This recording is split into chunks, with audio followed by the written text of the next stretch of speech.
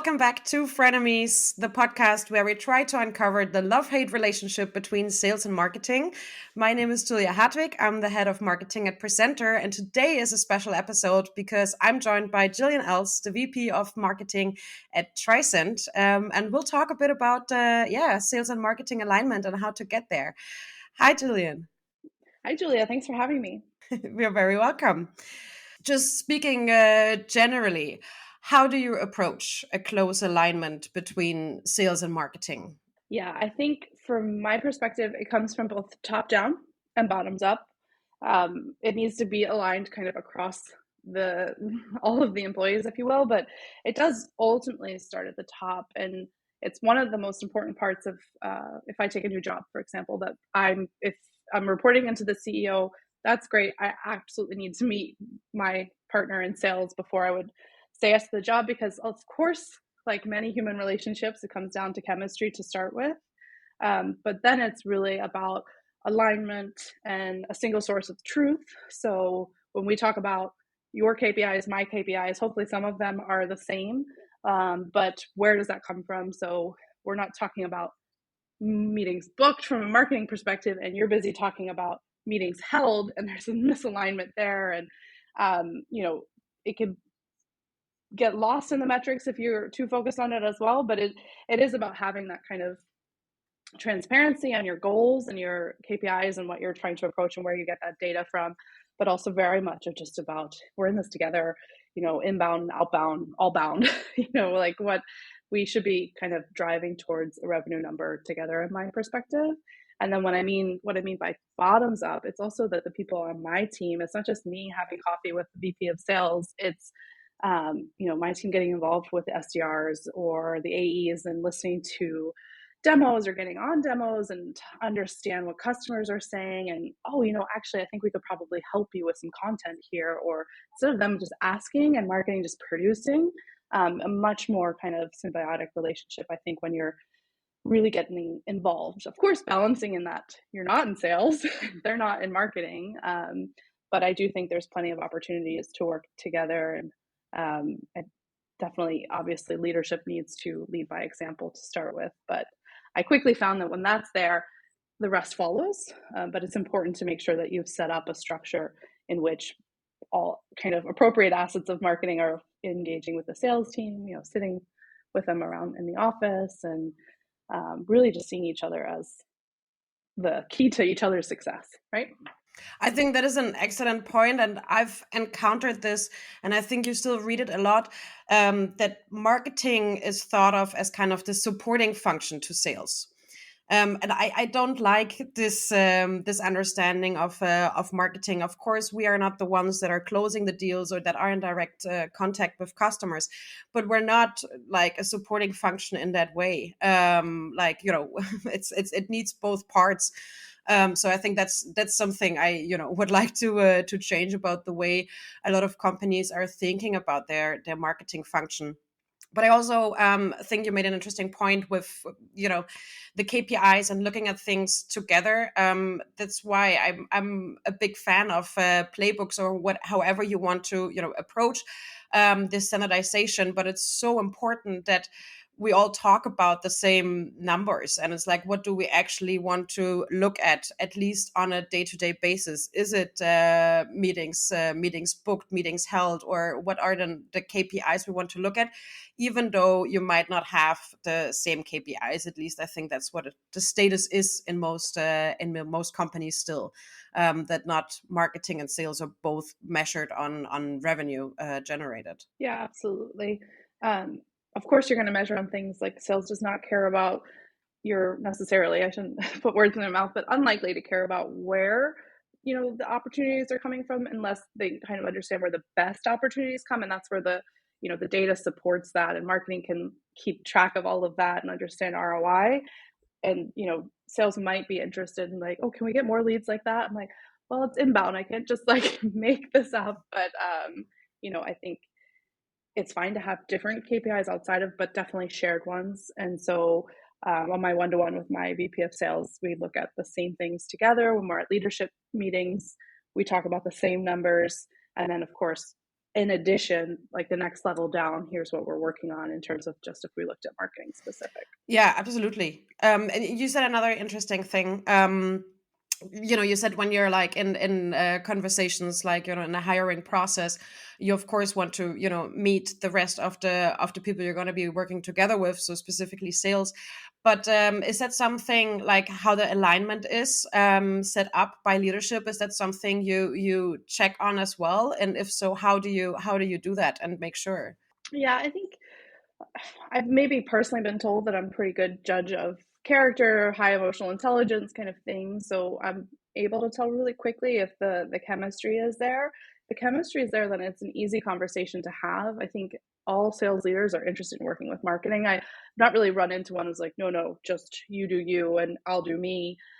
But they might say, yeah, alignment, great. How many leads can we get? And I'm like, okay, yeah, of course. Like we're here to support driving pipeline.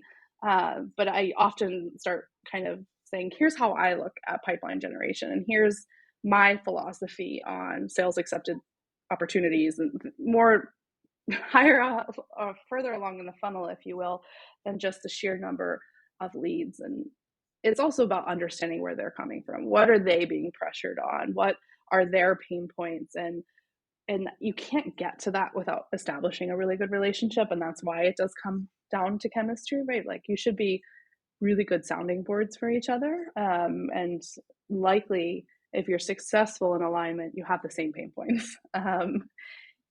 From my perspective. But it's also saying, here's how I see this going. Here's how I want my team involved with your team. And like to your point, frameworks, SLAs, I think the bigger you get, the more scale you have, the more you need to formalize that.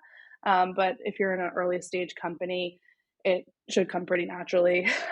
Just kind of, weekly stand-ups between sales and marketing to get that kind of continuous feedback loop, or bi-weekly, which is what we're doing right now. I'm an early stage company here at Tricent, and I have weekly one-to-ones with my VP of sales where we kind of talk about the things we don't want to talk about in front of everyone, and we get down to figuring out how to succeed together versus kind of work apart. I mean, it's also different here. I'm responsible for all pipelines, so also outbound.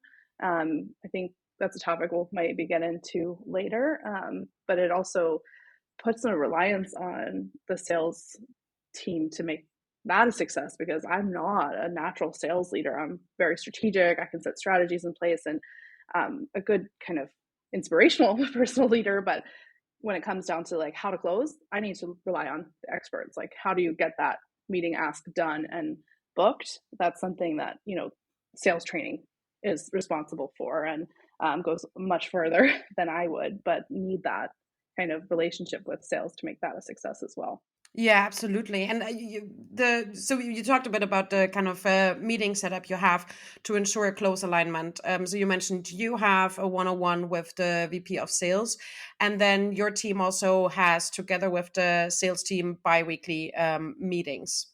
So this is kind of the meeting structure you have, if I understood this Yeah. correctly, to really get aligned and have lots of communication and the space to actually give feedback and draw things out together. Yeah. And I think there's always macro things going on in the company that sales and marketing can align on together as well. But it's been an interesting progression in terms of, okay, marketing comes to the meeting, we've got prepared, here's all the things we've done, here's what we're working on, here's what's to come. And sales just sits there and listens and might say, yeah, leads from that was crap. Yeah, that's lovely feedback. Always goes over well.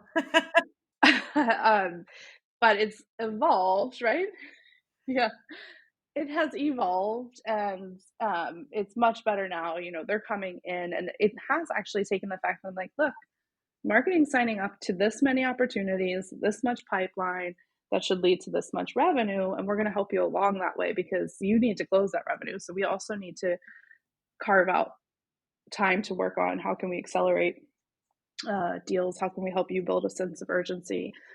But we quickly just kind of went more into like, here's where we're tracking against goal, here's the gap we need to make up, and here's how I'm hoping we could get some feedback from you guys specifically on these 3 points. So we've gotten much more specific as that relationship has evolved. I've been here 6 months, And oftentimes when you come in as a new marketing leader, you might be in there to solve a challenge or to come into a broken sales and marketing relationship, or just one that's just not established yet. So it's not from day one, right? You're not going to win the hearts of sales from day one, nor are they're going to win my heart from day one either. So it's a two-way street, but it's been a really great progression in the company I'm at now. And the company I was at previously, like that was the dream team, as we called ourselves. We back to your point about marketing as a support function, I think, yeah, in a lot of ways, marketing is there to support successful sales. We're not order takers. I think we're there to help them figure out how to be more successful and to figure out the ICP and how to carve out where we're, have a very high propensity to win and figure out the content that supports that along the way. But it's also, you know, in the US, we call this alley-oop, which is a basketball term, where someone sets up a layup and then, someone dunks it. Like that's sales and marketing for me, right? Like we're going to get it so far. I think where the friction can start to exist is if marketing's not feeling recognized or valued for getting things that far in the modern kind of B2B buying process. Marketing is taking on such a bigger role of sales because we're an increasing amount of millennials in the workforce that don't really want to talk to people until we absolutely have to. We're doing all our own research, and marketing needs to own that. So it is becoming, and maybe it's just a natural evolution of sales and marketing, is because of this buyer's journey. It's forcing us to be closer together. But I do see it as partly a support function, but also definitely kind of setting up sales for success. And meetings structure that can evolve, right? And but setting kind of the agenda of the meeting to being more goal focused has been really helpful and has put us on the same page instead of just like a laundry list of marketing initiatives, because they zone out if you start to do that, right? Yeah. But it's also having coffee together and hanging out at the happy hours together and getting to know each other personally. And that's not something that happens in a meeting room. That's true. Yeah. And I think for me, one point that you mentioned, with the feedback of, yeah, the leads were shit. But also when it comes to setting meeting agendas, I feel like, there's a lot of expectation management involved.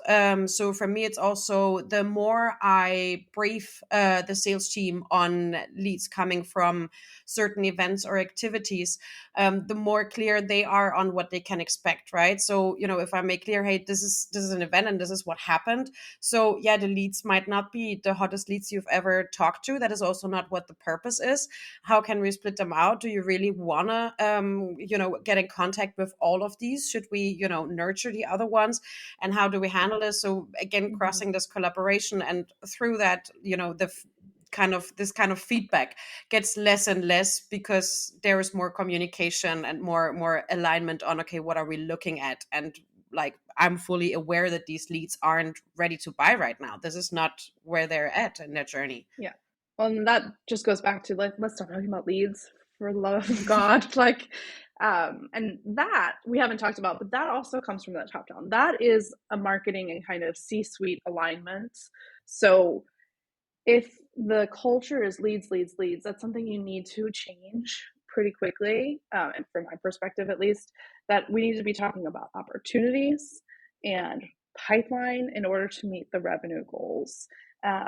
Because, it's no secret that maybe if you're lucky, 5% of your target market is in market for your solution. And these days it's probably a lot less than that. I mean, we've been riding high on a wave of software buying and productivity, and now everyone's being much more scrutinous on their spend. And is this a nice to have? And I think it's really important that, yes, you're working on your brand awareness and your kind of demand generation versus demand capture. There's always a balance. But if the culture is leads, that needs to kind of stop because then you're, to your point, going to keep having these conversations. But I think, like you said, if you brief them, say, well, we did add 170 people to our database. No, you're not allowed to call them. But, we showed face, we had good conversations. It doesn't make sense to follow up. You don't want to talk to people that don't want to talk to you.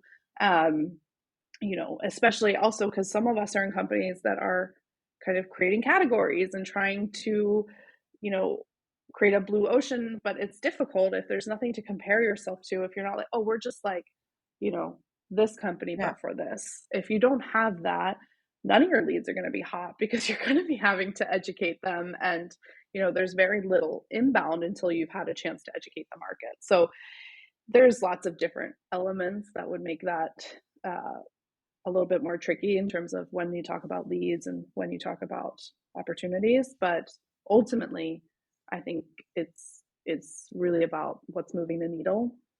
And it could be that it's few of them, but if they're able to close them, then that's a much, much better use of their time. 100% agree. Yeah, I mean, yeah, we all need to be efficient. In this time, teams have gotten smaller. We are working with smaller budgets and more limited resources, so we need to ensure both on marketing and sales that everybody is really working on the activities that actually, as you say, move the needle and generate revenue. As you mentioned, outbound. I think it's fantastic that you are also in charge of outbound, but I think it's not the usual case that marketing also sits with outbound, and I think there are a lot of advantages of that. But how do you see that balance, and where you kind of focus? Because obviously outbound is not, conversion rates are fairly low, and it's not the most impactful activity, even though it's important. But yeah. Yeah, I mean, again, it's one of those it depends answers. But where I am for now, for example, I'm at an early stage category creation, kind of need to educate the market. I think it absolutely makes sense for outbound to sit with marketing because I see it as a right hand to our efforts of kind of getting out there, getting awareness, because you can build great content. You can, try and squeeze whatever demand might be out there in some shape or form, but you really need to kind of get your name on the map, if you will, and you can go to events and so forth. But I think outbound is a challenging but important aspect of that. So it might be a little bit demotivating that no, we didn't book the meeting this time, but at least they know who we are. And when they run into that pain, they didn't, oh yes, this was annoying. Actually, there is a solution for it. Someone called me 3 months ago about it. And then maybe they come in through the website or what have you. But I think I see it as a really important part of what I'm doing when I'm trying to educate the market and get out there. It's an expensive one, but so is spending money on AdWords when people are kind of looking for auxiliary solutions or something like that. Events are expensive. Everything's Yes. expensive, but I do think this pays dividends. Um, and when you own the entire pipeline drive, you have much more control over how you spend your resources and where you put money. And do I need another SDR or do I need to increase my advertising budget and watch that evolution over time? I've also worked in organizations where the SDR notion has just been this rock star setup where it's just, very highly automated and kind of is the feeding channel into the sales team and so forth. And there I'm like, I don't know that I need to raise my hand to kind of be managing that, but definitely involved in it. And, we, in that, my last company, that was that, right? We had 2 SDRs for every AE, and that was an engine that just really ran. And marketing's kind of role in that was, weekly stand-ups. Here's what's going on. Here's, if you can't get them to book a meeting, here's some other things you can do. We wrote their email sequences and helped adjust those. So my team was heavily involved in, we had outreach.io, or I think that's what it's called at that stage, and kind of looking at which sequences booked best and, optimizing and so forth. As marketers, we're born to test. Sometimes you might see this in a RevOps function, which is kind of agnostic to teams, but marketing obviously has a power with words, hopefully at least. So we were still involved, even though I didn't own that part of the pipeline drive. And at the end of the day, it was still a revenue number. And you have to be honest as a marketing leader also to look at your own cost of acquisition versus, what's the cost of acquisition through the SDR channel. And if you can get that lower through SDRs, then yeah, you need to hire more SDRs. But there will always be this conversation to be had, and the dynamics will change. So I don't know that I'm the person to say, yeah, marketing should always own outbound. But it does make sense where I am right now, and I enjoy it. We're working both in-house and with partners to do it, so that's its own challenge. Um, but I've seen it work both ways, to be And honest. as you mentioned SDRs, where do you see? I mean, obviously that depends very much on the company setup, and you used to say that the structure. But where in the hierarchy kind of do you see SDRs sitting? Because there are companies where SDRs are actually sitting with the marketing department, and others where they're sitting with sales. So, what is your viewpoint on that? Yeah, I think I've tried it, like I said, both ways.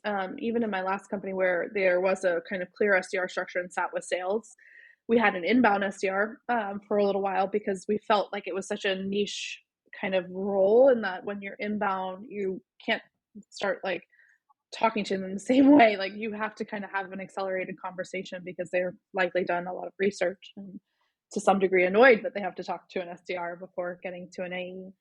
Um, I think there is always going to be a natural benefit for them to sit at least maybe physically around sales in that energy and that kind of atmosphere. Is a grind. It's not a Yeah. thankful job. It's not for everyone. It's really difficult. I've actually learned how to be much nicer to people calling me if I pick Yes. up the phone.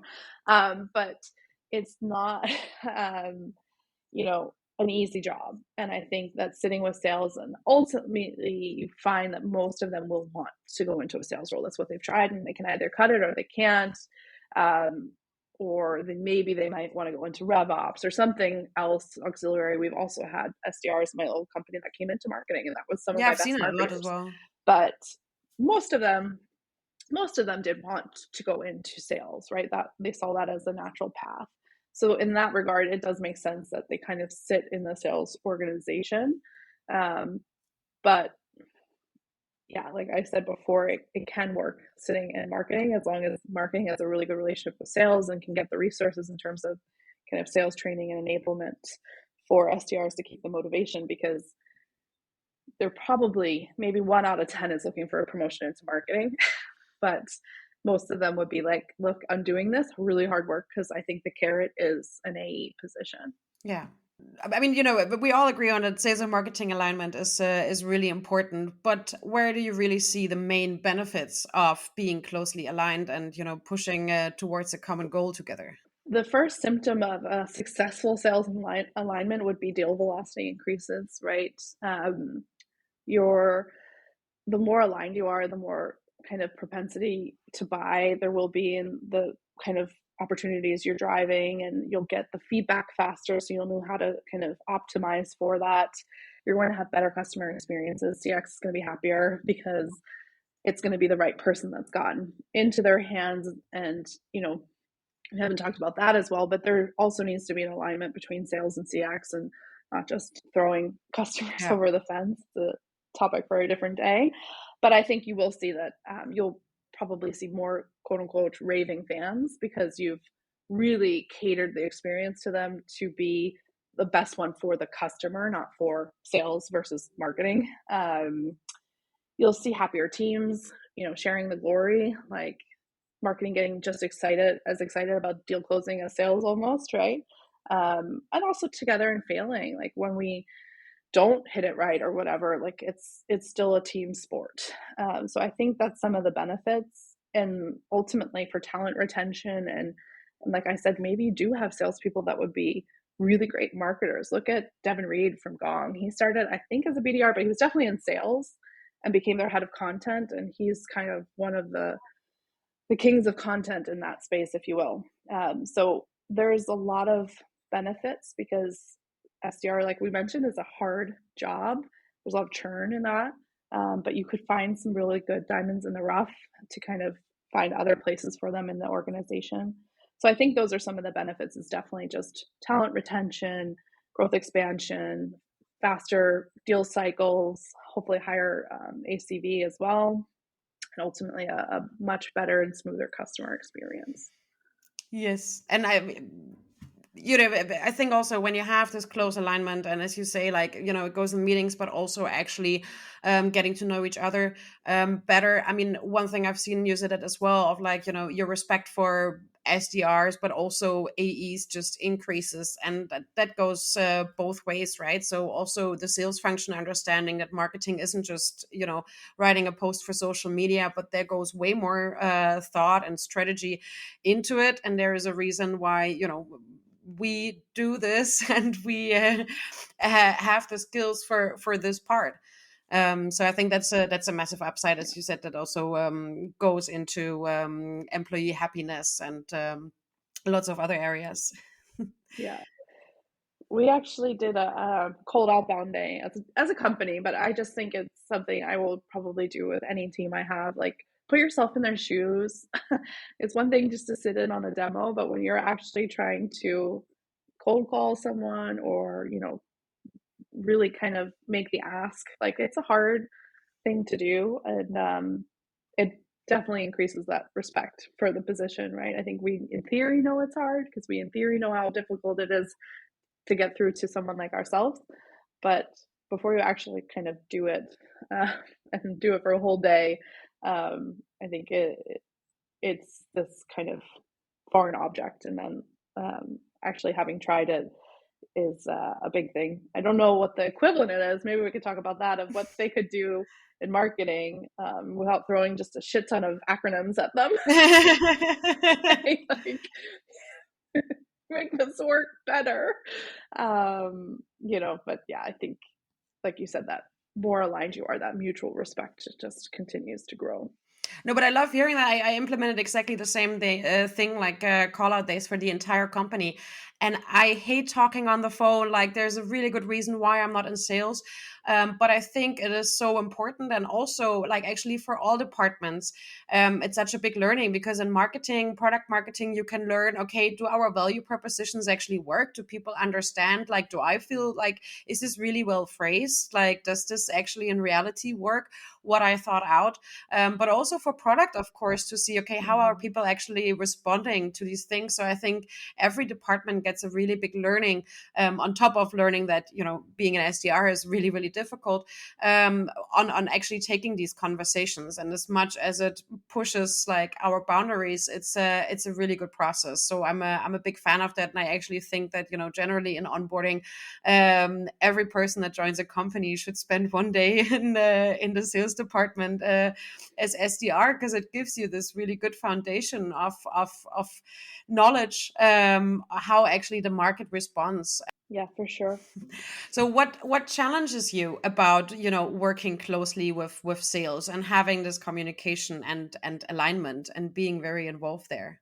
Oh, I think it's probably the usual things that will always frustrate marketing, CRM Oh yes. hygiene and all of these things, and constantly kind of needing to, like, okay, what's in it for you? I mean, it's something you continue to have to practice. And even though you think, all right, we're aligned, so you know that everything I do is to ultimately benefit us, but sometimes you still need to kind of like put it in perspective. And that can be tireless sometimes.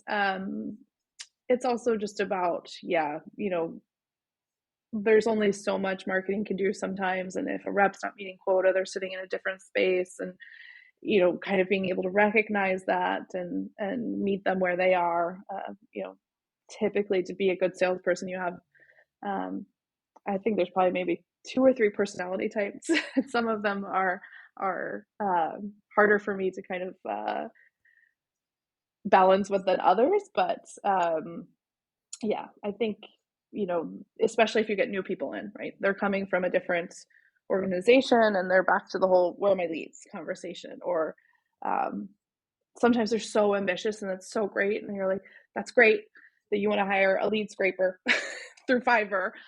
We've got these things going on. I promise you, we're working as hard as we can to kind of build the pipeline, and just kind of having that of like, thank you for your interest, continue to have that passion, but also respect the process but also, yeah, to myself saying, well, what's the harm? And some, like, I don't know if that's the best example, but like, oh, you want to do that?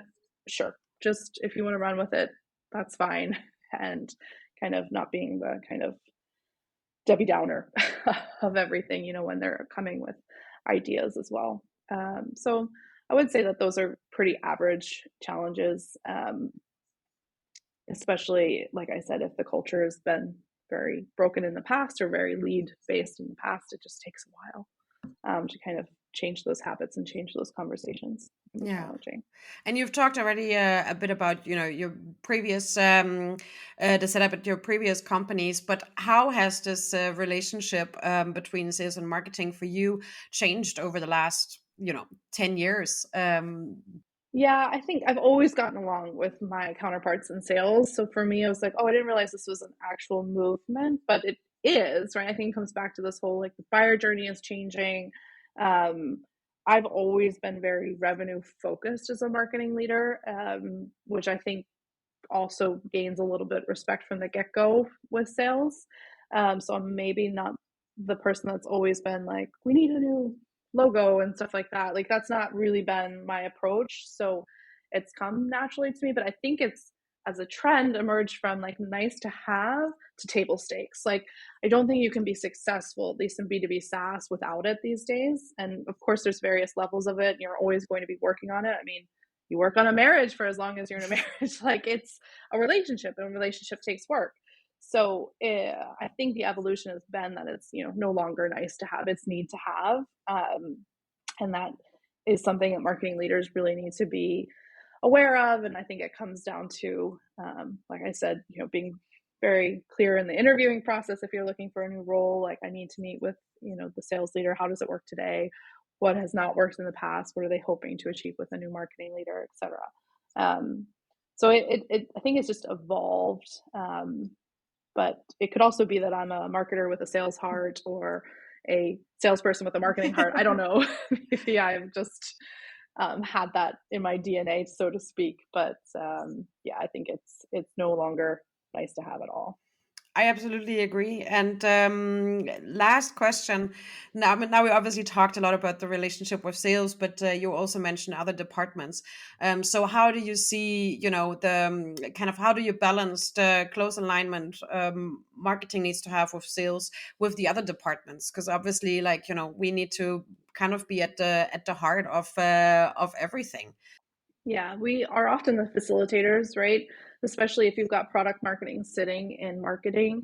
In my experience, they are kind of like that enabler person between kind of customer facing roles in the back of the house and helping articulate product value to sales teams so that they can go out, but also taking feedback from the market and getting that back into the product organization. So it's oftentimes that we're also somehow like helping product and sales speak together, just maybe potentially as facilitators. Also, of course, customer success has a lot of interface with product kind of naturally as well. But I think I mentioned it also, it's coming up also into the C-suite and making sure that all of these teams are aligned where they need to be and working cross-functionally where they need to be, and balancing it with let's not overdo it. Let's not have meetings for the sake of meetings. Like let's have projects that we're working on together or initiatives.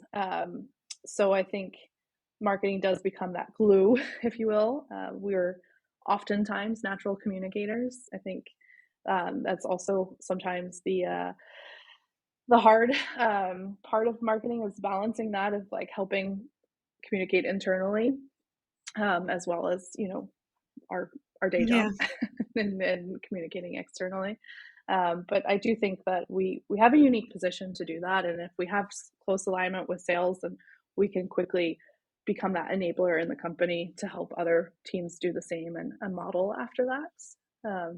It strikes me how many silos still exist between teams, even coming into new companies, and for whatever legacy reasons it might be.